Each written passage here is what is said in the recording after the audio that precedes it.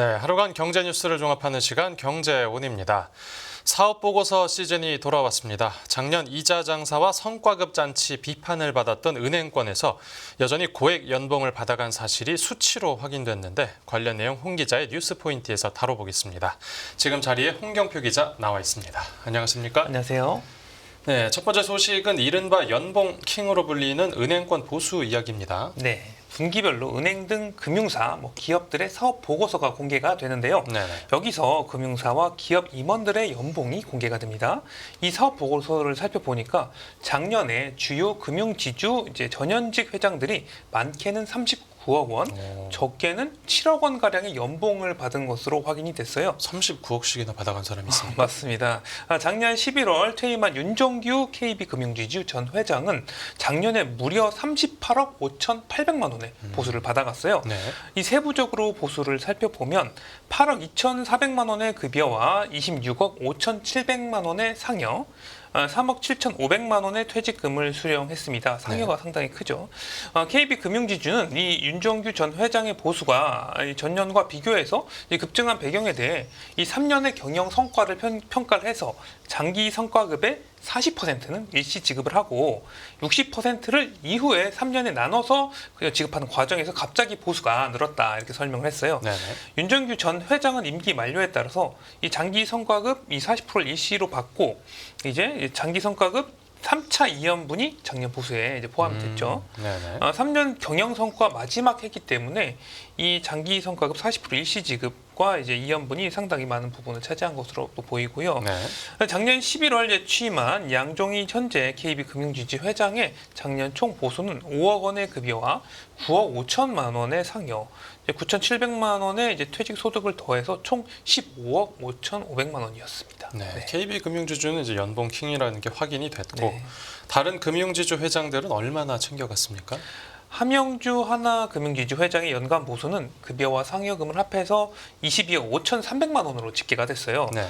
또 임종용 우리금융지주 회장의 경우에 작년에 이제 급여와 근로소득 명목으로 6억 5,200만 원을 받았습니다. 네. 같은 시점에 퇴임한 손태승 전 우리금융지주 회장의 총 보수는 이제 급여와 상여, 퇴직금을 포함해서 13억 원에 달했습니다. 네. 이 금융지주 회장 연봉에 이어서 은행장들의 연봉 수준은 어느 정도였죠? 이 주요 시중은행장들의 연봉은 대체로 10억 원 안팎이었는데요. 네. 이재근 KB국민은행장의 경우에 급여 7억 원과 상여 4억 8,200만 원을 포함해서 모두 12억 500만 원의 보수를 받았고요. 네. 이승열 하나은행장의 총 보수는 8억 3,900만 원이었고 이원덕 전 우리은행장은 이제 작년에 급여 상여를 포함해서 지난해 7억 7,800만 원을 수령하기도 했습니다. 그렇군요. 대부분 10억 가까이 되거나 네. 10억을 넘는 사람도 있고요. 이제 가히 연봉 킹이라 불릴 만한데 맞습니다. 그런데 은행장보다 더 많은 연봉을 받아간 은행 직원들도 꽤 있다고 하는데 실제 그렇습니까? 작년에 주요 시중 은행에서 희망퇴직을 한 은행원들이 이 퇴직금을 포함해 받은 보수 규모가 최대 11억 원을 넘어선 것으로 나타났어요. 예. 지난해 이제 하나은행 이제 관리자 직위의 퇴직자 5명이 이제 퇴직금을 포함해서 각각 총 11억 원을 넘게 받아갔습니다. 네. 작년 하나은행장보다 더 많이 받아간 셈인데요. 이 하나은행 퇴직자 중 한 명인 A 씨는 이제 가장 많은 총 11억 8,700만 원을 받아갔는데요. 네. 급여하고 상여가 각각 3,100만 원, 2,800만 원에 불과했지만 특별 퇴직금이 11억 300만 원에 달했습니다. 특별 퇴직금이면 이제 명예 퇴직을 맞습니다. 신청하겠네요. 네네. 네.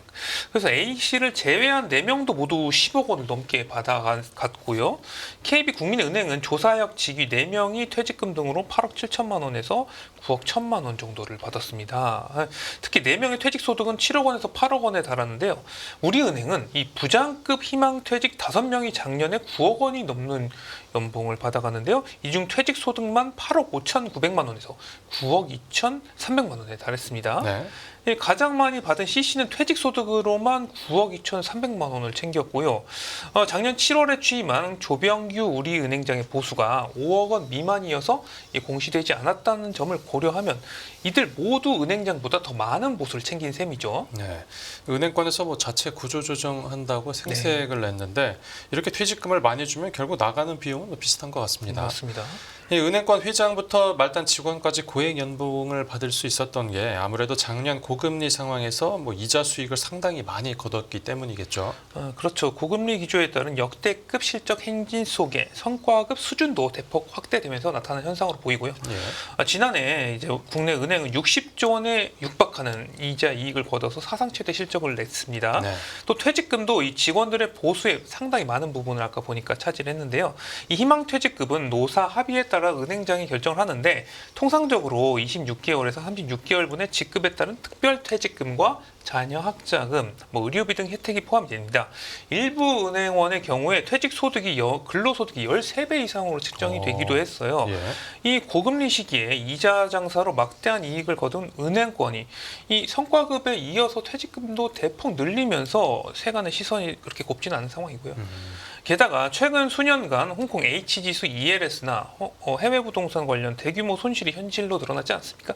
이럼에도 금융그룹 수장과 임직원이 상여금 등 대규모 보상을 챙기는 게 적절한지 논란도 생기는 상황이라고 볼 수 있겠습니다. 네, 알겠습니다. 네, 첫 번째 뉴스로 은행권 연봉 이야기 들어봤고 다음 뉴스 보겠습니다. 네, 미국 정부 삼성 반도체 투자에 7조 9천억 보조금 준다. 미국 정부가 삼성전자에 대규모 보조금을 지급하기로 했나 봅니다. 맞습니다. 미국 정부가 삼성전자에 미국 반도체법 보조금 60억 달러 우리나라 돈으로 7조 9천억 원 이상을 지급할 계획인 것으로 알려졌어요. 네네. 미국 정부가 이를 통해 삼성전자가 이미 발표한 텍사스 공장 건설 외에 추가로 이제 미국 내 사업을 확장할 수 있게 좀 지원할 방침입니다.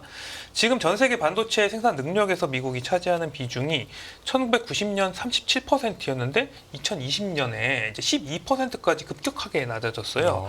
이 상대적으로 이제 중국과 대만의 의존도가 높아졌는데 이를 낮추기 위해 미국 정부가 적극적으로 나서는 겁니다. 네. 이 삼성전자는 기존에 텍사스주 오스틴 공장 외에 텍사스주 테일러에 170억 달러를 들여서 이제 신규 공장을 건설할 계획이고요.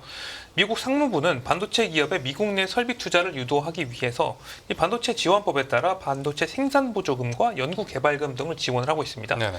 이 지원은 개별 기업과의 협의에 따라 진행이 되고요.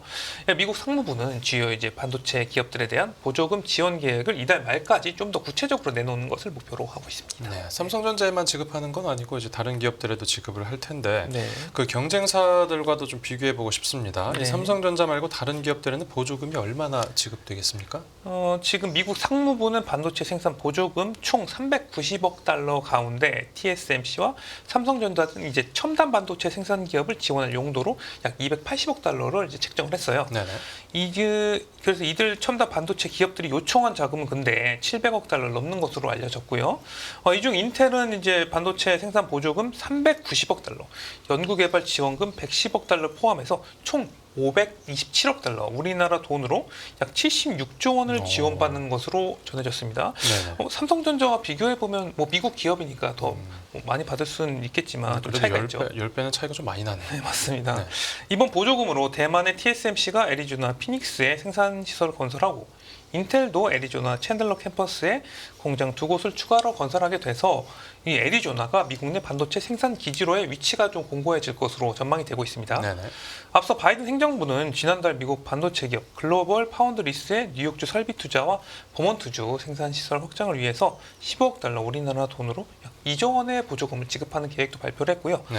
올해 1월에는 이제 마이크로칩 테크놀로지에 1억 6,200만 달러의 보조금을 지원하겠다고 밝혀서 이 미국 반도체 기업 지원에도 박차를 가하고 있는 상황입니다. 네, 알겠습니다. 두 번째 뉴스 들어봤고 다음 뉴스 보겠습니다. 네, 인공지능 뒤진 애플 스타트업 인수로 인공지능 투자 박차. 이 챗GPT로 인공지능 열풍이 불었는데 애플은 그동안 이 인공지능 기술력에선 다소 뒤처져 있다는 평가가 많았습니다. 네. 그런데 이제 애플이 인공지능 투자에도 적극적으로 나선다고요? 아이폰으로 스마트폰 시대를 연 애플.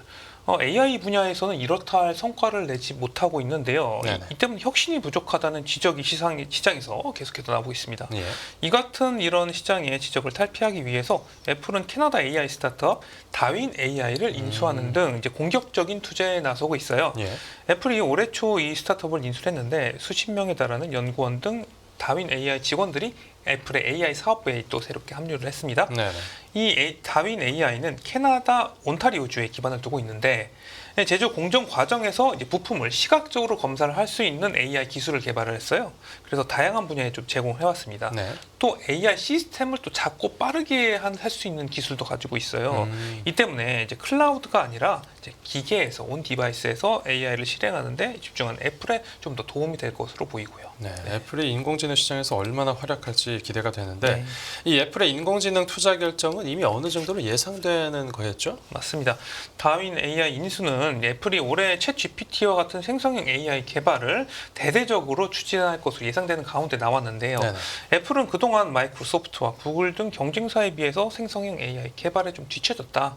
뭐 이런 이야기가 상당히 많이 나왔습니다. 예. 이에 10년여간 추진해오던 자율주행 전기차 애플카를 최근에 포기를 했고요. 네. 2,000명에 달하는 이제 연구진을 AI 부서로 이동을 시켜버렸어요. 또 경쟁자들이 스마트폰에 이제 생성형 AI를 탑재하는 AI 폰을 출시하면서 뭐 삼성도 AI 폰을 내놨죠. 애플도 올해 내놓는 아이폰 운영 체제 AI 기능을 탑재할 것으로 예상이 되고 있습니다. 갤럭시하고 경쟁하겠네요. 맞습니다. 네. 다인 AI 기기 AI 시스템 기술도 AI 아이폰을 개발하는 데 상당히 도움이 될 것으로 전망이 되고 있고요. 네. 팀 쿡 이제 애플 CEO도 이달 초 주총에서 애플이 AI 분야에서 상당한 투자를 하고 있으면서 새로운 지평을 열 것이라고 언급을 하면서 네. 앞으로 AI 사업에 방점을 둘 것을 또 예고하기도 했습니다. 네. 인공지능 시장에 어떤 변화가 올지 한번 지켜봐야 되겠습니다. 네, 오늘 뉴스 포인트는 여기서 정리하겠습니다. 잘 들었습니다. 감사합니다.